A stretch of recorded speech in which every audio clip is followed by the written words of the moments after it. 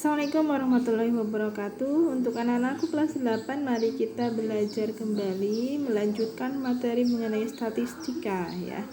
Di sini kita lanjutkan untuk ukuran penyebaran data. Yang pertama ada yang dinamakan jangkauan ya. Jangkauan itu lambangnya biasanya menggunakan J besar ya.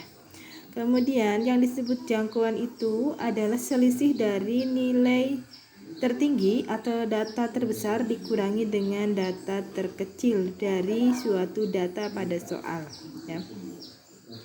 Atau X-max di sini dilambangkan, data terbesar itu dilambangkan X-max, kemudian data terkecil dilambangkan sebagai X-min ya. Kemudian ada kuartil. Nah, kuartil ini adalah ukuran letak yang membagi 4 bagian dari sekumpulan data. Jadi data yang ada itu dibagi menjadi 4 bagian yang sama ya.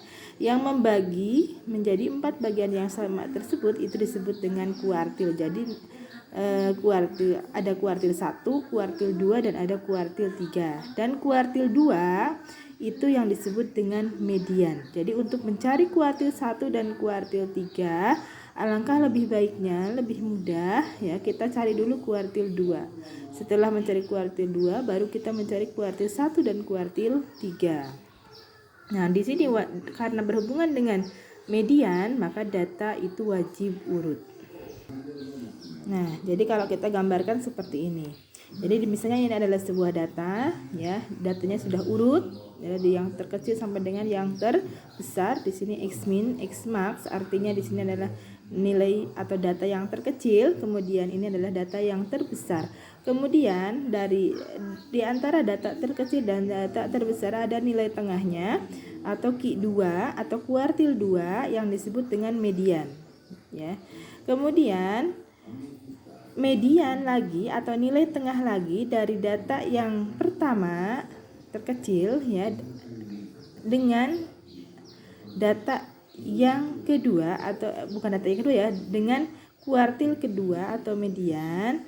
Nah, nilai tengah dari data tersebut disebut dengan kuartil 1. Kemudian nilai tengah dari kuartil 2 sampai dengan data yang terbesar atau tertinggi itu disebut dengan kuartil 3. Jadi intinya di sini adalah median, mencari nilai tengah ya.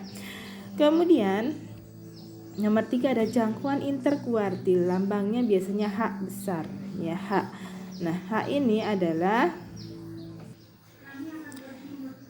jangkauan interkuartil atau lambangnya adalah H.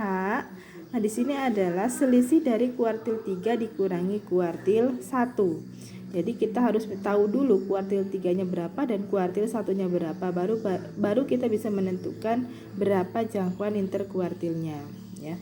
Kemudian yang keempat ada simpangan kuartil atau disebut juga jangkauan semi interkuartil atau dilambangkan QD ya. Jadi simpangan kuartil itu adalah setengahnya dari jangkauan interkuartil atau setengah dari Q3 dikurangi Q1. Nah, itu untuk simpangan kuartil. Nah, coba di sini diperhatikan ada satu buah contoh. Di sini ada datanya belum urut. Nah, di sini carilah kuartil 1, kuartil 2, kuartil 3, kemudian jangkauan interkuartil dan simpangan kuartil. Nah, kita yang langkah pertama adalah urutkan terlebih dahulu. Kita urutkan datanya. Ya, kita urutkan datanya dari yang terkecil sampai dengan yang terbesar, yaitu 10 yang terbesar ya. Kemudian langkah kedua kita cari kuartil 2 atau yang disebut dengan median ya.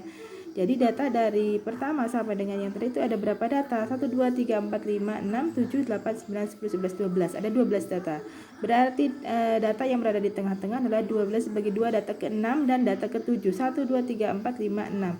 Nah, berarti ini yang dikasih kotak. 6 dan 7 adalah nilai yang ada di tengah-tengah. Di samping kirinya 1, 2, 3, 4, 5 data, samping kanannya 1, 2, 3, 4, 5 data. Berarti tengah-tengahnya adalah 6 dan 7. Karena tengah-tengahnya 2 angka, karena ini kan jumlah datanya genap ya, 12, berarti ada 2 data. 6 tambah 7 itu adalah 13, kemudian dibagi 2, di rata-rata ya.